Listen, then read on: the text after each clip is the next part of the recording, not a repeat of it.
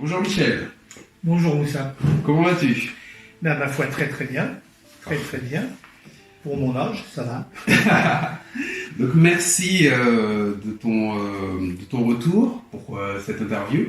Donc l'idée est de pouvoir parcourir avec toi ton expérience autour de l'entrepreneuriat pour pouvoir motiver les différentes personnes qui souhaiteraient comme toi entreprendre, réaliser des choses, que ce soit ici ou en Afrique ou ailleurs, pouvoir entreprendre leurs rêves d'entrepreneur et réaliser de belles choses comme tu as pu le faire. Donc ce que je souhaiterais, c'est que tu puisses nous présenter au tout début ton parcours. Oui, bien sûr, oui. J'ai un parcours, comme tout le monde, je crois, un peu atypique, puisque ça a commencé avec l'orientation professionnelle. C'était en quatrième, au collège, à la fin de la quatrième. Mes parents m'avaient traîné à la place d'Italie, à Paris, où j'ai rencontré un spécialiste qui voulait m'orienter. Donc, il m'a demandé ce que je voulais faire. Mon rêve, à cet âge-là, j'étais tout petit, je voulais faire astronome. Donc, il a vite ouvert mon dossier, il a regardé mes notes en mathématiques, et il m'a dit, au vu de tes notes, tu préfères pas faire jardinier, par hasard? Eh ben, chiche, j'ai fait jardinier, c'est-à-dire que j'ai passé 5 ans d'école d'horticulture de la ville de Paris, à Dubreuil, qui est une école assez connue, qui fait également du paysage, du dessin, de la conception. J'ai pris des stages ensuite de topographie, tout ce qui va avec le paysage, et je suis entré dans une entreprise paysagiste. Cette entreprise paysagiste avait en France une grosse réputation, il y avait plus de 350 personnes. Et mon premier chantier, c'était du sport. On m'a mis au Parc des Princes à démolir le Parc des Princes, la pelouse, en préparation de la nouvelle pelouse du Parc des Princes. Donc c'était quelque chose qui m'a plu énormément, et pendant toute ma vie dans cette entreprise-là, où je suis resté quand même plus de 10 ans, je me suis spécialisé sur tout ce qui était sport. Le sport fait partie du paysage. À l'époque, c'était les jardiniers qui faisaient des pelouses de football, bien sûr, et qui faisaient même les tennis en terre battue. C'était une technique que maîtrisaient bien les jardins, enfin du moins les jardiniers. Donc j'ai persévéré là-dessus. J'ai rencontré des gens du ministère de la Jeunesse et Sport. À l'époque, il y avait un laboratoire qui était à l'INS à Vincennes. L'INS, tout le monde connaît, l'Institut national du sport. Et le laboratoire, les gens connaissent moins, mais c'était là qu'on testait tous les principaux sols utilisables pour le sport, en performance, en fatigue également. Enfin, c'était très intéressant. J'ai beaucoup travaillé avec eux, je suis même devenu conférencier chez eux. J'étais formateur par une société qu'on appelait l'Aniforme, qui m'avait agréé pour informer et former le personnel communal à la maintenance des terrains de sport et aussi à la création, puisque suivre les chantiers, c'était aussi leur rôle. Voilà. Donc, pendant toutes ces années, je suis devenu l'entreprise technico-commercial, puis directeur commercial de la société, et j'ai influé largement sur le côté sportif, puisque lorsque mon patron a cessé son activité, l'entreprise était à 80% sol sportif et 20% paysage. D'accord. Donc ma formation de paysagiste n'avait pas apporté grand-chose à ce niveau, puisque les synthétiques sont arrivés, et tous les revêtements que j'ai pu développer après étaient tous des synthétiques pour suivre comment dirais-je, la fréquentation intensive qui était demandée par les communes. Voilà. D'accord.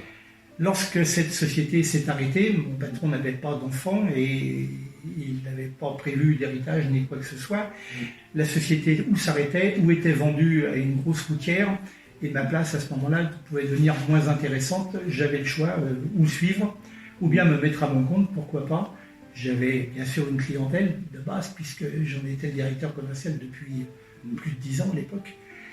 J'ai donc créé mon entreprise, et là ça a été le grand gouffre. Créer une entreprise dans les terrains de sport, c'est quand même très compliqué. Et cette entreprise s'appelait SLE, Sport, Loisirs, Environnement. Et on a mis une dizaine d'années à devenir le leader des terrains de sport synthétiques en France, par les relations du ministère de la Jeunesse et Sport, et puis également l'habitude de travail avec les collectivités locales de la grande région parisienne. Ceci dit, on a fait le terrain de Lourdes, on a fait le terrain de Besançon, on a fait du côté de Clermont-Ferrand, enfin bon.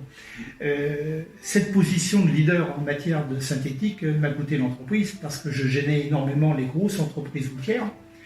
Il a donc fallu que je vende. J'étais pas malheureux, mais j'ai vendu à la routière Colas. La société SLE a disparu. Mais j'avais eu le temps de créer d'autres entreprises qui étaient complémentaires. La société 7, qui était une société qui faisait tout ce qui était clôture par ballon, tout ce qui peut accompagner un terrain de sport, un complexe sportif, les mains courantes par exemple, des choses comme ça. Et puis je m'étais intéressé également à cause des revêtements synthétiques, des sols amortissants, au marché de l'enfance. C'est-à-dire les parcs d'enfants jusqu'à des parcs importants, comme les parcs de la Courneuve par exemple, où il y a des jeux d'enfants qui sont dignes de Disneyland, qui sont assez importants. Donc là, j'ai racheté une société qui s'appelait Aux Enfants. Ça tombait bien. Cette société, on lui a fait faire du négoce. C'est elle qui fournissait tout le matériel. La société 7 le posait. Et puis ensuite, il fallait le maintenir, l'entretenir. Comme j'ai 2 enfants, j'ai donné la société Aux Enfants à ma fille. Il en fait une pour mon fils. J'ai donc créé une autre société qui faisait la maintenance et également plus tard, enfin je vais vous en parler, qui avait une notion d'entretien, mais surtout d'hygiène des aires de sport. Voilà, ça c'est pour la société SLE et la société E7. La société Aux Enfants perdure encore aujourd'hui. Ma fille est toujours en place pour faire des marchés de négoce avec les collectivités locales. Quant à Saint-Essol, nouvelle société créée en 83, c'était encore très particulier puisque on a été confronté à des lois sur l'hygiène dans les bacs à sable.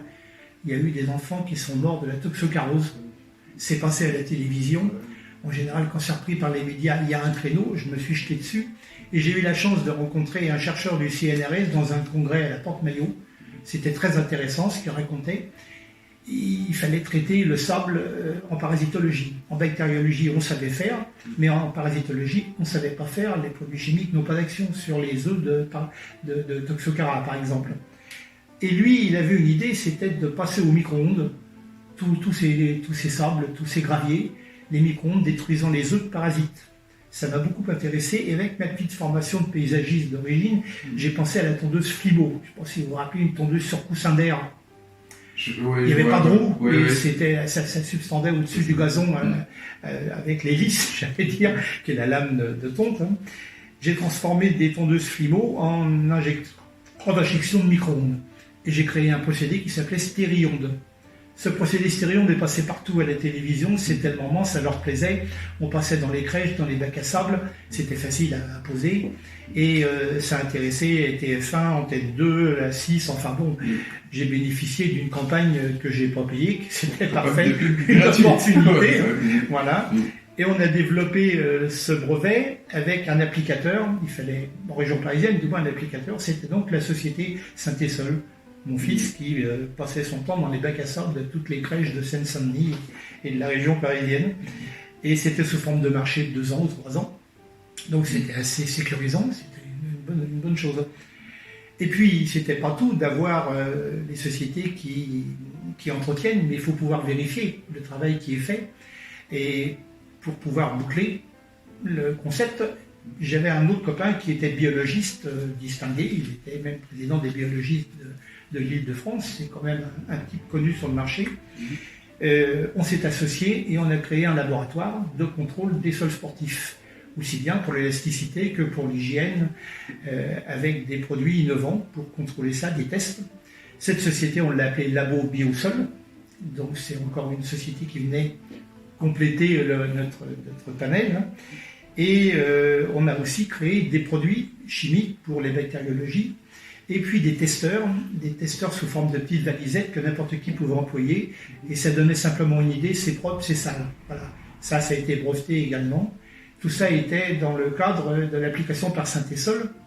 Ensuite, on a créé une société qui s'appelait GHS, Gestion Hygiène Sécurité, qui elle était chargée de vendre ce concept à des applicateurs dans toute la France, voire plus. La société GHS n'a pas réussi à son coup à vendre. On est donc resté qu'avec la région parisienne. Et aujourd'hui encore, Saint-Essol existe toujours, mais c'est repris, ça a été revendu. Voilà, ça c'était pour la partie hygiène qui a été longtemps mon objectif principal, parce que pour développer avec le CNRS un produit, ça demande 5-6 ans. Il faut beaucoup de tests, beaucoup d'essais. Heureusement que j'avais une autre activité rémunératrice, sinon c'était catastrophique. J'en espérais beaucoup, ça n'a pas marché très très fort, mais ça a fonctionné normalement. Voilà, c'était une petite niche. Voilà pour mon parcours, pas tout à fait, puisque lorsque j'ai voulu partir en retraite, il y avait mes enfants qui avaient des entreprises en cours. Il fallait surveiller, coordonner un petit peu tout ça. Ils n'avaient pas de formation d'entrepreneur. Moi, j'avais juste l'expérience, j'ai pas eu de formation, mais j'ai vécu toutes ces choses-là. Donc, j'ai créé une société, un mouvement, plus qu'une société, qui s'appelait 7 sur 7, 7 jours sur 7, et qui coordonnait donc tout l'ensemble des travaux, en relation avec certains clients de chaque entreprise, essayer de profiter au maximum de toutes les relations possibles de chaque société. Cette société 7 sur 7 a existé jusqu'à l'année dernière, puisque maintenant, à 74 ans, j'ai des idées de tout arrêter et de ne plus m'embêter avec tout ça. Mais j'ai eu le temps de créer, avec 7 sur 7, un service d'assistance aux entreprises en matière de RSE. J'avais subi, plutôt que préparer à l'avance le problème du RSE, travaillant avec les collectivités locales, il fallait montrer patte blanche, il fallait avoir des arguments, et pas que des arguments pris, sinon il n'y a pas de marge. Il fallait pouvoir montrer qu'on était très sérieux, c'était la mode du développement durable, l'environnement. Donc je me suis dit que pour aider les sociétés à prendre des marchés, il fallait qu'ils aient un label et non pas une qualification ISO qui coûtait très cher pour les PME, qui était inabordable pour eux. En fait, le label environnemental, SECOR, a été créé, était bien sûr déposé et créé, permettait aux entreprises d'avoir un volet environnemental présentable auprès des collectivités locales. Et puis pour compléter le RSE, il fallait aussi, alors RSE, responsabilité sociétale d'entreprise, il fallait aussi un aspect sociétal. Là, c'est beaucoup plus compliqué, parce que la plupart des PME ont des patrons qui n'ont aucune formation concernant le social. C'est un autre métier. Donc on a créé un label qui s'appelle CETERS. Ce label les aide à préparer leur volet social. Ça va du carnet d'embauche jusqu'au problème prud'homal lorsque c'est le cas. Ces deux critères-là, ces deux labels-là constituant leur responsabilité sociétale d'entreprise, le fameux RSE, qui est réclamé dans tous les grands marchés publics. Voilà. Maintenant, créer ces labels et les faire avoir des adhérents, faire adhérer des PME, c'est encore un autre métier, c'est du commercial. Et ça va très mal avec la société qui est là pour avoir une rentabilité, alors qu'un label, pour être crédible, il ne faut pas qu'il y ait d'aspect économique dessus. Il faut que ce soit délivré, j'allais dire, par un jury. Et il ne faut pas que ce jury soit payé non plus par les adhérents. C'est difficile. Donc on a changé notre fusil d'épaule et on a créé des associations, loi 1901, qui elles sont crédibles puisqu'elles ne font pas de bénéfices, ou du moins sur le papier ou à la création. Ensuite, bien sûr, ça paye les frais de tout le monde, mais ça permet d'être crédible, effectivement. Et là, ça s'est un petit peu développé, pas trop, parce qu'il faut des commerciaux efficaces, malgré que ce soit de l'associatif. En ce moment, ça existe toujours sous le terme de Angelica, qui est une société loi 1901, et qui a repris les deux labels, qui vit avec d'ailleurs. Voilà pour mon parcours. Très beau parcours. Très beau parcours. Et c'en est un. Oui, c'en est un. C'est le tien, effectivement. C'est un parcours qui, moi, en tout cas, m'inspire. Et c'est vrai que chacun a sa spécificité, forcément. Oui. Et t'as un état d'esprit qui t'a permis d'entreprendre. Tu as à un moment une vision de ce que tu voulais obtenir. Oui. Et c'est ce qui t'a permis de prendre certaines décisions, de développer tel ou tel concept, d'avoir des idées de brevets, de voir des opportunités. Moi, c'est ça qui m'intéresse, c'est montrer aux gens à un moment quand ils sont bloqués dans leur environnement, de se dire, il y a des opportunités, il suffit juste d'avoir l'œil qui te permet de les détecter. Exact, d'autant plus que j'avais une formation de jardinier. C'est ça, c'est ça. Mais il faut juste y aller. Il faut sauter sur toutes les opportunités possibles pour développer quelque chose. Oui. Puis c'est intéressant intellectuellement, en plus. Exactement, en plus. Et donc ça m'amène aussi à une question par rapport à... J'entends moi personnellement beaucoup de parler d'entrepreneuriat. Bon, forcément, vu mon rôle, je m'intéresse beaucoup à l'entrepreneuriat, que ce soit en France ou que ce soit en Afrique. Mais plus particulièrement, en fait, ces dernières années, on entend beaucoup parler d'entrepreneuriat parce qu'il y a un moment, un changement dans la société. On a des statuts qui privilégient l'entrepreneuriat. On a des personnes salariées qui veulent entreprendre, soit à côté du travail, soit quitter leur travail pour avoir leurs propres activités qui leur permet de mieux être en phase avec leurs activités perso et professionnelles. Donc on a un engouement autour de l'entrepreneuriat en France. Et j'aimerais avoir ta vision de ce marché. Toi qui as pu du coup monter plusieurs sociétés, revendre des sociétés, confier tes sociétés en fait à tes enfants. Donc tu as une certaine vision de comment ça se fait. Donc j'aimerais que tu nous partages cette vision-là. Ma vision, elle était maintenant, il y a une évolution du marché depuis que je suis en retraite, puisque ça fait 9-10 ans que je ne suis plus en activité. Mais pour cette expérience précédente, je peux dire que personne ne fait rien dans le sens d'assistance à la création de sociétés. Et il y a bien la Chambre de commerce qui fait un stage d'1 jour et demi pour former un patron d'entreprise, mais en général, étant donné qu'on part d'un métier d'artisanat, quand on veut se développer, ça devient une entreprise. Bon, j'imagine qu'un plâtrier dans une entreprise de bâtiment n'est pas satisfait de sa place. Il part le matin et le soir, il est fatigué, et il a l'impression que c'est le patron qui gagne sa vie, mais pas lui. Il a très tendance, et c'est normal, à essayer de se mettre à son compte et de prendre directement le chiffre d'affaires et le bénéfice s'il y en a. Mais là, il n'a aucune formation pour être patron. Patron, c'est un grand mot, mais c'est lourd. Il y a le côté salarial, il faut savoir embaucher, il faut savoir gérer, il faut savoir déléguer, c'est pas évident. Et puis on est vite surpris si on a réussi par le chiffre d'affaires en augmentation, ce qui veut dire d'autres emplois, ce qui veut dire la surveillance des emplois, ce qui veut dire aussi l'aspect financier, comment financer le développement de l'entreprise. Jusqu'à présent, pour moi, il n'y avait rien pour ça. C'était plutôt du découragement qu'autre chose. Lorsque vous en parlez à votre famille ou à vos amis, ils vous répondent « mais t'es complètement malade, t'étais bien, t'avais une situation qui était stable, avec un patron plutôt gentil qui faisait des cadeaux à Noël, et puis là, tu te lances dans un truc qui va te ramasser. » Bon, ça, c'est... La plupart du temps, c'est ce qui est dit dans la famille ou avec les amis. Ensuite, lorsque vous tapez à la porte d'une banque, c'est pas la sécurité sociale, la banque, on vous demande d'abord d'avoir des sous, de montrer quelque chose, de montrer votre fiabilité. C'est pas facile quand on démarre. Je suis plâtrier, avec ça, la banque n'est pas rassurée. Alors, elle vous demande des business plans. Déjà, ils ne savent pas l'écrire. La plupart des artisans, business plan, on ne sait pas ce que c'est. Mais pourtant, c'est ce qu'il doit préparer, même si ce n'est pas que pour la banque, c'est pour lui aussi, savoir dans 1 an, dans 2 ans, dans 3 ans, comment il voit son évolution. C'est un état d'esprit, tout ça, qui n'est pas ancré en France dans l'artisanat. Et je regrette qu'il n'y ait pas eu d'organisme d'État qui aide l'entrepreneur. Et puis aussi qu'il y ait dans l'esprit des gens autre chose que les qualifications de patron. Patron, ça sonne mal, c'est la personne qui gagne de l'argent sur le dos de ses ouvriers, quoi.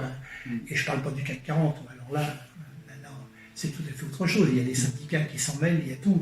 Et puis, à côté de ça, vous avez quand même la même réglementation que l'artisan qui vient de se découvrir un métier d'entrepreneur avec des salariés, donc, et avec un expert comptable, avec du juridique. Enfin, on n'est pas préparé à ça et on ne nous prépare pas à ça.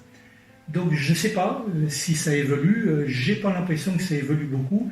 Aujourd'hui, pour ouvrir simplement la porte d'une banque, si vous dites je veux faire entrepreneur, on vous la referme immédiatement. À moins que vous ayez des antécédents, que vous ayez un papa ou un député qui vous appuie, quelque chose qui fasse que la banque va vous écouter. En principe, c'est un type à risque. Un type qui monte une entreprise, c'est un type à risque. On les évite. Ce n'était pas le cas il y a 30 ou 40 ans où le banquier était noté sur l'évolution de son chiffre d'affaires, lui aussi, et de sa réussite. Aujourd'hui, pas de vague, surtout pas de vague. Voilà. Donc, c'est pas compatible. Comment as-tu détecté la niche autour du RSE ? Le RSE, c'était pour moi un exercice de plus à subir. En gros, un emmerdement, quoi. Parce que c'est pas ma vocation première. Lorsqu'on est entrepreneur, on ne pense pas du tout au départ à l'environnement, ou très peu. On ne pense pas au sociétal, c'est bien dommage, c'est un point important. Donc la constitution d'un RSE, c'est un exercice difficile pour quelqu'un qui n'est pas formé. Donc ayant connu ça et ayant subi ça, je me suis dit qu'il y avait peut-être quelque chose à vendre. D'abord, c'est plaisant d'aider des entreprises, bien sûr. Quand on ne l'a pas été, on voudrait que ça évolue. Et puis, il y a un métier, là, il y a quelque chose à faire qu'il faut vendre, bien sûr. Là encore, il faut un commercial pour faire comprendre que le RSE, c'est indispensable pour obtenir certains marchés. Maintenant, il y a le problème, le même, du patron de PME qui n'est pas du tout préparé à ce genre d'exercice. L'environnement, il veut bien en entendre parler parce que ça lui donne une couleur verte à ses camions, à ses pelles, à ses râteaux, à tout ce qu'il fait. La couleur verte, c'est bien vu. Mais le sociétal, là, on rentre dans des aspects qui dérangent. C'est-à-dire qu'on pose des questions sur le social de l'entreprise, comment vous traitez vos employés, est-ce qu'ils ont des emplois du temps, comment ils peuvent évoluer, comment fixez-vous les salaires, est-ce que vous avez un DRH, est-ce que vous avez des évaluations annuelles. Tout ça, ça dérange, ça gratte, faut pas y aller. Donc c'est presque infondable dans les petites PME. À partir du moment où il y a un chiffre d'affaires plus important et du personnel, ils savent de quoi on parle et ça peut les intéresser. Mais c'est quand même une niche particulière. Je ne crois pas que ça puisse être vu comme un exercice très rentable. Je pense que c'est plutôt un exercice intellectuel, comme je disais tout à l'heure. Voilà. Moi, je l'ai fait, en tout cas, pour ça, et pas pour la rentabilité. C'est encore un autre métier. Rentabilité au niveau de votre structure? Ah non. Ah non, au niveau par rapport aux clients. Créer une société. Créer une société, pour vendre l'assistance du RSE. Oui, voilà. je vois. C'est peut-être un marché, je ne l'ai pas tenté, du moins pas dans ce sens-là. Et même encore aujourd'hui, je doute que ce soit possible facilement, en tout cas. Hein. Il faut faire prendre conscience des problèmes et puis montrer que c'est important, que ça peut générer du chiffre d'affaires, parce qu'on peut intéresser des clients avec le côté environnemental, côté sociétal, ça n'intéresse pas grand monde. Hein. Ah, moi, je suis, quand on s'est vu la première fois, ça remonte déjà à quelques années, moi je suis quasi sûr que c'est un marché qui va être en pleine expansion, parce qu'on est obligé, quand on crée une société, pour moi, on est obligé à un moment donné dans la vie de la société de se soucier du bien-être de ses salariés. Et si on ne le fait pas, on a un turnover, on a un roulement des équipes qui est énorme, et on s'en sort pas de cette manière-là. Donc, que le patron comprenne que derrière le fait d'obtenir un écolabel et de se soucier des aspects sociétals et environnementaux, il va réduire ses coûts, il va augmenter sa rentabilité, ainsi de suite. Oui. Peut-être l'amener au niveau marketing dans ce sens-là, mais il y a une réalité économique derrière. C'est vrai, mais je vais vous donner un exemple dans le sociétal, par exemple, c'est l'établissement tous les ans du DUER. Vous connaissez peut-être le DUER. Oui. Bien, c'est une façon de contrôler la sécurité dans l'entreprise, de savoir s'il faut modifier des choses et si on les modifie, est-ce que c'est urgent, est-ce que ça peut attendre, est-ce que ça coûte de déterminer des axes de travail là-dessus. Bon, le DUER est normalement indispensable et même il doit être vérifié par les caisses de sécurité sociale. Moi, puisque j'étais au départ sur l'entreprise de Parcs et Jardins rattachée à l'agricole, le DUER à l'agricole, il nous donnait des exemples sur disquette à suivre pour tous les ans le mettre en place et le faire évoluer tous les ans. J'ai eu un jour un pépin, un ouvrier s'est blessé. J'ai donc eu ensuite un contrôle de la sécurité sociale agricole. Une dame est arrivée et elle m'a dit « Est-ce que vous avez un DUER ?» Et je dis « Oui, madame, vous pouvez me le sortir. » Je lui ai sorti. On avait déjà 3 ans de DUER avec toute l'évolution. Elle m'a dit « Écoutez, c'est la première fois que je vois ça dans une PME. J'ai jamais vu ça de ma vie. Le DUER, on me conseille, mais j'en ai jamais vu de fait. Alors là, vous m'épatez. » Donc vous voyez, c'est pas si facile. Je comprends. Je comprends. Oui, c'est... Après, c'est une démarche, comme on a dit, c'est une démarche intellectuelle, et c'est vrai que quand le patron se positionne comme ça, Oui, il faut qu'il ait le temps, il faut qu'il prenne le temps de le faire. On va parler de la gestion du temps, d'ailleurs, là-dessus. Justement, on va enchaîner sur la gestion du temps. Oui, c'était mon point faible. Moi, c'est un point qui m'intéresse, la gestion du temps, parce que je sais que j'ai cet état d'esprit-là, de m'organiser d'une certaine manière. Oui. J'aimerais avoir vraiment des conseils, parce que c'est des questions qui me sont souvent posées. D'ailleurs, demain, je vais organiser un séminaire autour de ça. Oui. Et c'est des questions qui reviennent souvent. On n'a pas le temps de faire, j'ai plein de choses à réaliser, mais je reporte. Donc, comment Surtout quand on a plusieurs activités, plusieurs sociétés, plusieurs responsabilités, engagements. Bien sûr, ça passe par la délégation au personnel, en grande partie, parce qu'on ne peut pas tout faire. Mais quand on délègue, il faut pouvoir ensuite contrôler, surveiller et même embaucher la personne qui va avoir cette délégation. Les critères d'embauche, c'est encore un métier. Un DRH, ça ne s'invente pas, ils ont une formation. Et ensuite, il faut aussi surveiller l'évolution de la personne qui a cette délégation. Elle peut très bien détourner les objectifs de l'entreprise. Elle a un pouvoir qui devient important. Tout ça, c'est une chose que maîtrisent en principe pas les petits entrepreneurs. Ça leur tombe sur le bec sans qu'ils l'aient demandé et ils le subissent encore une fois. Donc la gestion du temps, pour moi, c'est d'abord de la délégation. Et puis ensuite, il y a peut-être une formation à suivre, effectivement, pour gérer un planning, voir ce qui est plus important que d'autres, se donner du temps libre aussi, il faut en trouver un peu. Mais ça a été mon problème presque tout le temps. J'ai toujours subi des rendez-vous pas prévus, des choses qui sont soi-disant plus urgentes que d'autres. Bon, c'est pas facile à gérer. C'est pas facile à gérer. Et la gestion entre le temps perso et le temps pro, est-ce que vous arriviez à gérer cet aspect-là? Pour la vie de famille Oui, quand même. Le bon entrepreneur, surtout dans les travaux publics, bâtiments, etc., il est là le matin avant que les personnels arrivent pour surveiller la façon dont ça va s'organiser. C'est indispensable, il faut qu'il soit là le premier. Il faut qu'il soit là le dernier aussi. S'il y a eu des pépins dans la journée, s'il y a des camionnettes en panne, il faut pouvoir prévoir le lendemain. Maintenant, dans le milieu de la journée, il peut trouver du temps de libre. En général, il en trouve. Voilà. Mais alors, si on multiplie les tâches, si on multiplie les entreprises comme on fait, la journée devient courte. Voilà. Et il faut avoir des moyens financiers pour déléguer, parce qu'on ne délègue pas ça à n'importe qui. Il faut une personne intelligente, formée, forcément beaucoup plus chère. Si on a suffisamment de bénéfices pour déléguer, c'est bien. Au début, quand on est marre d'entreprise, on a vraiment d'autres soucis. Je comprends. Très bien, merci pour ce partage. J'ai une question autour du réseau, parce que on sait que se constituer d'un réseau est important quand on entreprend. Et j'aimerais du coup voir avec toi comment tu as pu constituer un réseau pour pouvoir développer tes sociétés. Oui, ça c'est même pas la peine de penser à démarrer une entreprise si on n'a pas un réseau qui assure une partie confortable du chiffre d'affaires. Ça va dans le business plan. Quand on commence un business plan, il faut poser des chiffres. Il faut poser des chiffres et des évolutions de chiffres pour savoir combien de personnel on a besoin, savoir quel matériel il faut acheter.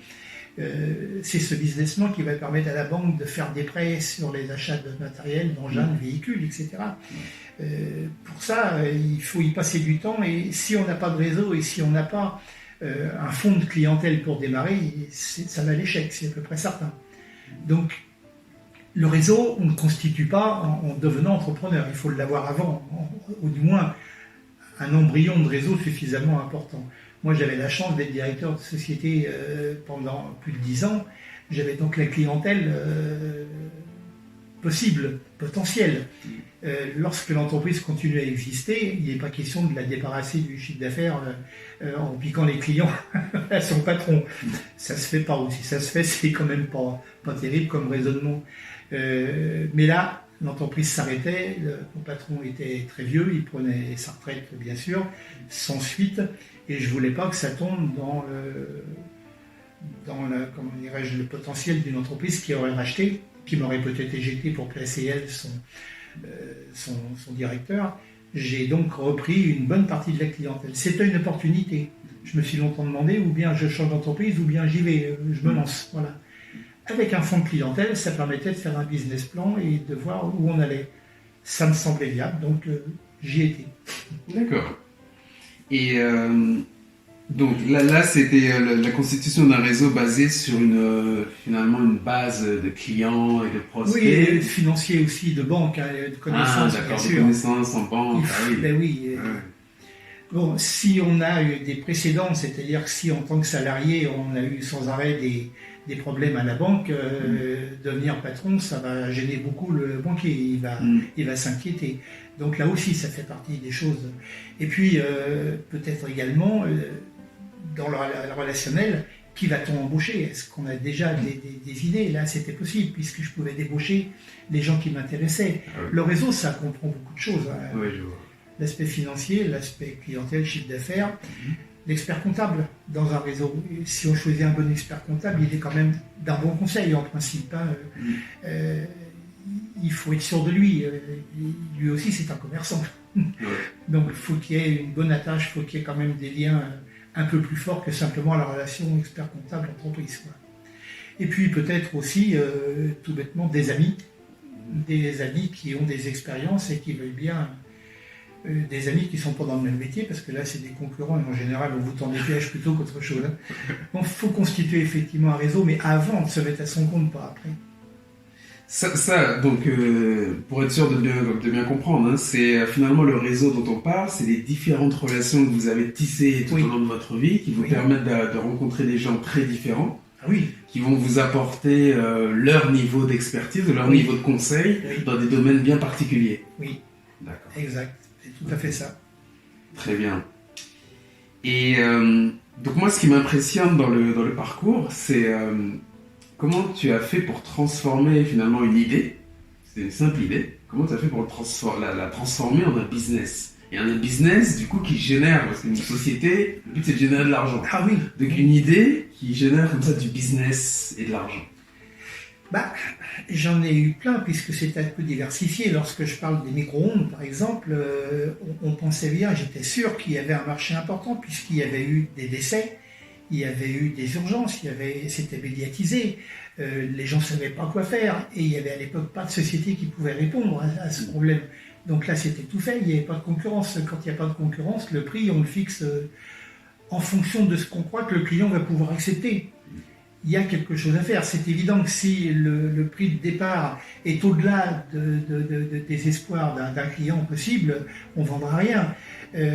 Donc le but était de savoir combien vous êtes prêt à dépenser pour avoir la paix, pour avoir la sécurité sur votre commune au niveau des jeux d'enfants, et que vous n'ayez pas ensuite un procès ou quelque chose pour manque de maintenance, d'hygiène. Là, quand on touche la note responsabilité, immédiatement, il y a une réponse. Hein. On voit tout de suite ce qu'ils sont prêts à faire. Ça, c'est la finesse du commercial qui sait, par exemple, que son produit, ça va coûter un contrat je vais dire une bêtise, mais de 20 000 euros par an. Et si on voit que le client s'attend à 50 000, on n'a pas les 20 000. Hein. On va essayer de rajouter. Il faudrait être en dessous de son enveloppe. Oh, ben, vous avez de la chance, vous avez 50 000. Moi, ça ne coûte que 38 000. Voilà. Et là, pouf, ça va tout seul. Quoi. Bon, maintenant, quand on se rend compte qu'on est en face de soi quelqu'un qui a 1 000 euros à dépenser, quand il en faut 10 000, il faut aller vite ailleurs. C'est toujours pareil pour n'importe quel produit. Alors évidemment, les niches sont très importantes. Quand on a une grosse concurrence, il n'y a pas de prix possible, si ce n'est d'être le moins cher du marché. Mais le moins cher du marché, ça veut dire le défaut de bilan à terme. C'est ça, faut avoir en tête quelle est la somme que votre client peut dépenser pour son projet. Si on connaît ça, alors là c'est fabuleux. Et si on se rend compte que le produit qu'on veut lancer est mal placé par rapport à ça, il faut abandonner, à mon avis. Et comment, du coup, comment tu fais, bon là peut-être on rentre dans l'aspect technique du commercial, mais comment tu fais pour déterminer en fait le prix alors, prix, quoi, le prix, c'est plus le potentiel. Oui, j'avais une formule que je n'avais pas inventée, je l'avais trouvée dans une autre entreprise. Ils avaient ce qu'on appelle le P1, le P2, le P3. Et on pouvait discuter entre nous avec un commercial ou avec un adjoint devant un client, parce qu'on savait ce que ça voulait dire P1, P2, P3. Le P1, c'était le prix de revient. Prix de revient, tout compris, charge compris, tout compris. Alors, on va dire 2 000 euros, c'est le P1. Le P2, c'est quand on connaît la concurrence. Qu'on sait que la concurrence est à 3 000, par exemple, eh bien, il faut être en dessous de 3 000, puisqu'il y a une concurrence exacte. Et le P3, c'est quand il n'y a pas de concurrence et que le client, lui, a en tête un tarif qui est supérieur à celui-là. Donc, quand on va en discuter, on va dire, écoute, je ne peux pas, là, on est en P2. Votre interlocuteur de l'entreprise comprend bien qu'on ne va pas pouvoir baisser le prix, si vous voulez, ou du moins qu'on va arriver à des marges ridicules. Voilà. Donc on inventait le P1, le P2, le P3. Le P1, on le connaissait. Le P2, on pouvait le connaître, il fallait le connaître, c'est mieux, hein, c'est la concurrence. Mais le P3, on le découvrait avec le client. Et à la longue de vendre des produits et de pouvoir appliquer ou l'un ou l'autre, on voyait sur quoi il fallait évoluer. changer un produit qui ne dégénérait que du P1 ou du P2 pour essayer de vendre quelque chose qui, lui, peut se faire en P3. C'était mon système de calcul, voilà. Il y en a d'autres, hein, mais oui, c'était le mien. Je comprends. Très bien, merci. Et donc, on a parlé tout à l'heure des banques. Ah oui.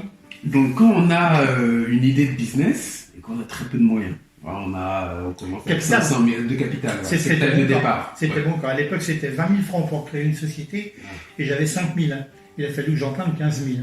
Mes parents n'ont pas voulu, ils m'ont dit c'est complètement idiot de monter une entreprise, tu vas te ramasser.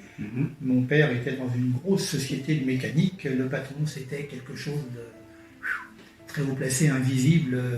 Il ne pensait pas qu'on puisse faire la même chose, hein. C'était pas dans son esprit, il avait été formé comme ça, donc il ne m'aurait même pas prêté 1000 francs, hein. C'était tu vas te ramasser.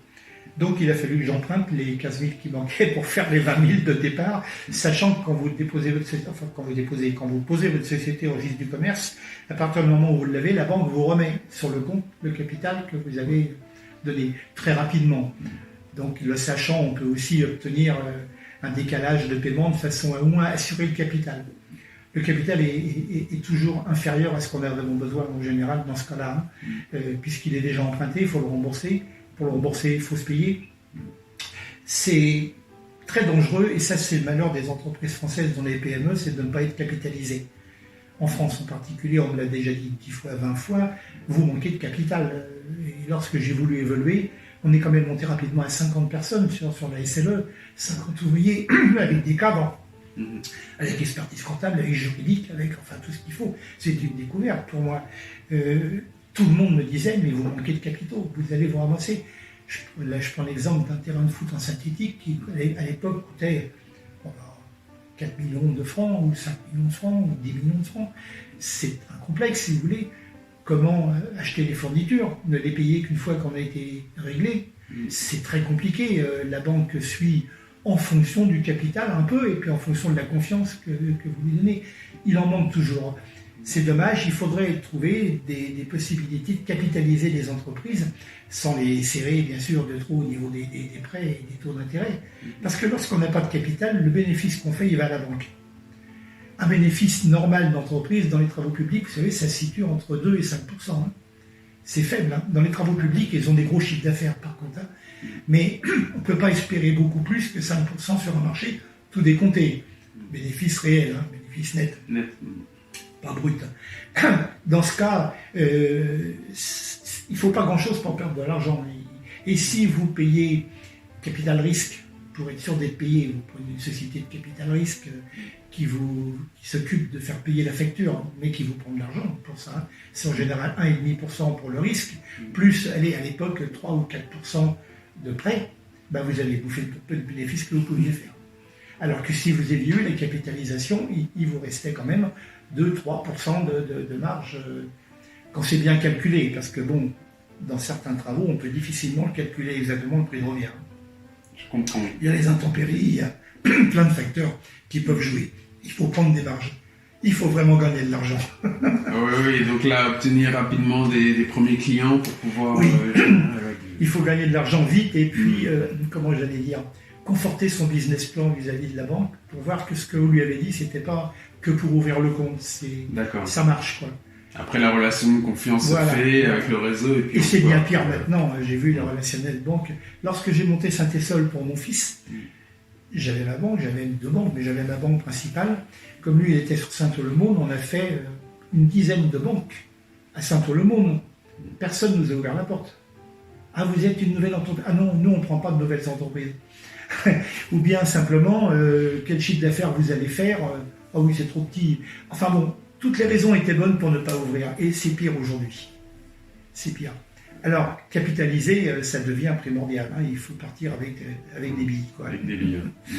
C'est dommage, hein, ça, ça gêne la création, mais bon, ça dépend ce qu'on fait, évidemment. Si on fait plâtrier et qu'on reste j'en parlais tout à l'heure, sans employé, il n'y a que son salaire qui va poser problème. Une camionnette, ça se loue, et puis une auge à plâtre, ça va pas loin. Hein. Voilà. Mais si on veut faire bijoutier ou joaillier plutôt, bon là, c'est tout à fait autre chose, quoi. On est d'accord. On est d'accord. Très bien. Là, on va passer à un autre aspect, c'est Donc la dimension, indépendamment de l'aspect business, as-tu une dimension sociale dans tes activités? Des associations? Ah oui, oui. Alors moi j'avais fait une liste parce que, comme tu m'avais prévenu avant que tu allais te poser la question, parce que j'ai fait beaucoup de choses. Alors j'ai fait du golf comme beaucoup d'entrepreneurs quand j'avais du temps de libre. Je m'en trouvais d'ailleurs du temps de libre. Et je suis devenu président du golf pendant 18 ans. Réélu tous les 2 ans avec 300 et quelques membres. Donc ça m'a pris quand même pas mal de temps. Là aussi, il faut le gérer, ce temps. Quand on joue au golf, on prend une demi-journée, quand c'est pas la journée. Hein. Et puis ensuite, si on est président de l'association, alors ça devient plus compliqué. Voilà. Sinon, j'ai été pas mal de choses. Alors par exemple, j'ai été examinateur du permis de chasse dans le 93. Je travaillais avec la préfecture, je chassais à l'époque et qu'on manquait d'instructeurs, enfin du moins qu'on appelle ça, d'inspecteurs pour faire passer l'examen. C'était sympa de faire passer l'examen de chasse. J'y étais pendant 5 ans. J'ai été membre du jury et conférencier à l'école Técoma qui forme le personnel pour les terrains de sport. Donc comme à la fin d'école, j'allais chercher mes employés, ça me permettait de mieux les connaître en cours d'année. En faisant les cours, on voyait bien qui était réceptif ou pas. Et à l'examen de sortie, c'était bien aussi, on donnait des notes, mais on réfléchissait à la possibilité d'embaucher quelqu'un. J'ai été conférencier à l'École nationale des ponts et chaussées pour ce qui était topographie en terrain de sport, et surtout les problèmes d'assainissement et évacuation. Ça, on pense jamais à la flotte, à l'eau de pluie, mais c'est très important dans les terrains de sport. J'ai été conférencier au ministère de l'Urbanisme et du Logement à Tours. J'y allais tous les ans, là aussi, pour parler de drainage et des revêtements synthétiques, avec leurs problèmes particuliers. J'ai été conférencier au CFPI de Masson, centre de formation, de Mâcon, pardon, centre de formation pour les chaussées, travaux publics. J'étais formateur Aniforme, c'est le CNIH. Oui, CNIH, c'est une formation horticole. Hein, donc j'étais formateur agréé pour pouvoir intervenir dans toutes ces administrations. Là. J'ai même été commissaire aux comptes de l'Union syndicale des constructeurs de sols sportifs. Il fallait un commissaire aux comptes, personne ne voulait le faire, ça m'est tombé dessus. J'étais membre du jury au concours des villes fleuries, avec le conseil général du 93, avec lequel j'ai beaucoup travaillé. Donc on se promenait en car avec le sous-préfet pour donner des notes sur les jardins, sur les carrefours, sur les villes fleuries. Qu'est-ce que j'en oublie là? Ah ben non, il y en a de deux côtés. J'étais aussi conférencier à l'école d'agriculture de Brie-Contrebert. L'agriculture avait un volet paysage. Et dans le volet paysage, il y avait les terrains de sport. Donc j'y allais 2 fois par an à peu près. Et puis j'ai surtout été membre de la rédaction pour l'AFDES. L'AFDES, c'est le ministère de la Jeunesse et Sport, dans la rédaction du bouquin Les sols sportifs qui servent de référence. Tous les 2 ou 3 ans, le bouquin est refait. Et il y a tous les aspects du sport et son évolution. Et comme on était en pleine évolution avec le ministère de la Jeunesse et des Sports, on avait des produits qui arrivaient tous les jours, nouveaux, en synthétique en particulier. Hein. Des pelouses synthétiques, des tennis avec des imitations de terre battue, mais également synthétiques. Il fallait suivre et ce bouquin calquait un petit peu tout ça, enfin, démontrait que les bons points et les mauvais points. Et puis en ce moment, je suis en train de partir dans une nouvelle association où là je serai secrétaire, je ne veux plus avoir de responsabilité ni trésorier ni président, ça y est, 75 ans l'année prochaine, je ne veux plus. Mais bon, je me suis laissé embarquer dans ce bateau-là. C'est Famille Athlon. Famille Athlon est une organisation nationale qui réunit le sport, le handicap ou sans handicap et la famille, c'est-à-dire essayer de resserrer la famille autour du sport et des loisirs, mais fait ensemble. Et il y a beaucoup d'activités, en particulier dans le 95, ça marche très bien, donc on a créé l'association Famille Athlon 95, où on propose des tas d'événements en longueur d'année. Voilà, là, donc je repars dans cet associatif pour m'occuper l'esprit. Impressionnant. Non, ça fait beaucoup d'activités. Oui, je l'avais noté. Ça fait beaucoup d'activités. Non, c'est intéressant. Voilà. De toute façon, moi, ça me surprend pas. Hein. Cette partie-là me surprend pas. C'est un peu c'est un état d'esprit. Que ce soit à côté du business ou autre, c'est un état d'esprit qui fait que ça vous attire visiblement. Bien sûr. Très bien. Donc après, je voulais conclure sur une question, alors qu'on pourrait échanger, mais quel conseil vous pouvez donner aux personnes qui... C'est vraiment prétentieux de donner des conseils sur son conseils parcours. basés sur votre expérience, oui. Alors, les conseils, j'en ai pas vraiment, puis j'aurais trop peur d'en donner parce que j'ai trop subi les conseils de gens soi-disant bien informés. On a chacun son expérience. Avec l'expérience qu'on a eue, on peut donner surtout des conseils sur ce qu'il ne faut pas faire. À la limite, plutôt que sur ce qu'il faut faire. En plus de ça, moi j'ai un créneau bien particulier, vous avez vu, ça ne s'accordera pas peut-être avec d'autres créneaux complètement différents. Maintenant, vous parliez tout à l'heure du réseau, ça c'est le premier conseil. Avant de créer une entreprise, il faut vraiment savoir ce qu'on va en faire, ce qu'on va devenir. Il faut sécuriser d'une part et donner confiance. Il faut donner confiance aux banquiers, il faut donner confiance aux clients. C'est pas facile quand on est marre, parce qu'on n'a pas d'antécédents. On ne peut pas montrer ses références, on n'en a pas. Donc on a l'impression qu'on va lui faire essuyer les plâtres. C'est pas facile de démarrer, mais enfin, il faut éviter les écueils. Effectivement, démarrer sans business plan réel ou un business plan pour faire plaisir aux banquiers, c'est pas ça. Profiter de toutes les opportunités, c'est-à-dire avoir les yeux bien ouverts sur ce qui se passe, écouter à la radio, voir à la télé les problèmes ça me fait passer au micro-ondes. Lorsque j'ai vu des enfants qui étaient morts dans un bac à sable, on a rendu le bac à sable responsable. Je dis, alors là, et qui était responsable? Vous savez, maintenant, quand il y a quelque chose, on cherche le responsable. Si on peut donner quelque chose au responsable pour qu'il puisse ne plus être responsable, là, il y a un marché. Bon, c'est une opportunité. Maintenant, ensuite, il y a tous les pièges habituels, pièges financiers. Le paiement client, c'est pas simple. Une collectivité, ça paye quand même relativement mal. Avant que ça arrive sur votre compte bancaire, il se passe en général 2 ou 3 mois. Il faut que ça passe par des tas de trucs avant que la Banque de France vous crédite. Si c'est des clients particuliers, on ne sait jamais s'ils vont payer complètement. Il faut s'assurer qu'au moins, avant de finir les travaux, il y a déjà une bonne partie de payés. L'aspect financier, c'est un conseil bien sûr évident, ça dépend de quelle clientèle vous dirigez. Si c'est une collectivité locale, elle paye, il n'y a pas de problème, elle est solvable. Mais privée et la sous-traitance, travailler par exemple pour une routière, je ne vais pas donner de nom, là vous n'êtes pas sûr du tout d'être payé parce qu'on va vous retenir au moins 30% jusqu'à la fin du chantier, après on va vous retenir 20%, on ne sait jamais si dans les 10 ans ou dans les 5 ans il y a un problème, on ne vous paye pas complètement ou on trouve quelque chose. Le verre de votre tennis, c'est pas le verre que j'avais commandé. Ah non, le mien il était beaucoup plus... beaucoup moins, mais non, moi je vous fais une retenue, mais vous ne pouvez rien faire, vous subissez quand vous êtes sous-traitant. Le paiement, c'est quelque chose d'important et on n'y pense pas tout de suite, mais en général, il y a beaucoup de mauvais payeurs. Voilà. Là encore, quand on n'a pas de ressources financières, quand on n'a pas de capital, eh ben on subit. Ah oui, le moindre retard de paiement peut et c'est la marge qui s'en va, quand c'est que la marge. Encore, ça va, mais... Alors voilà, donc sécuriser le maximum, profiter de toutes les opportunités, essayer de rentrer dans toutes les opportunités, et puis donner confiance. Tous les moyens pour donner confiance. Les labels peuvent donner confiance. Une entreprise qui est labellisée sociétale et labellisée environnementale, on sait au moins quand même, elle a donné quelque chose. C'est une pièce officielle.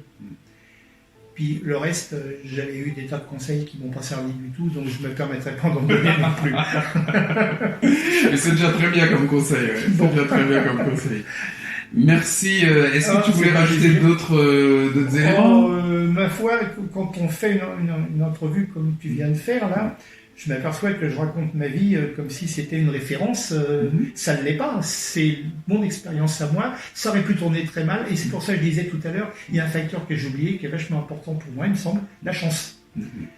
Bien sûr, il faut la provoquer, mais quand on n'a pas de chance, on est mal parti. Très bien. En tout cas, merci pour cette interview. Moi, je suis d'avis que ça inspire. Ton parcours, en tout cas, moi, m'inspire. Et je pense qu'il peut inspirer d'autres. Et c'est pour ça que j'ai voulu faire l'interview. Bien sûr. Et c'est comme ça que je le vois. C'est comme ça que je le vois. Il faut des entrepreneurs. Ça donne de l'emploi aux gens. C'est là où est l'emploi en France. Exactement. C'est pas les entreprises du CAC 40 dont je parlais tout à l'heure. Quand elles débauchent, il y a 1000 personnes.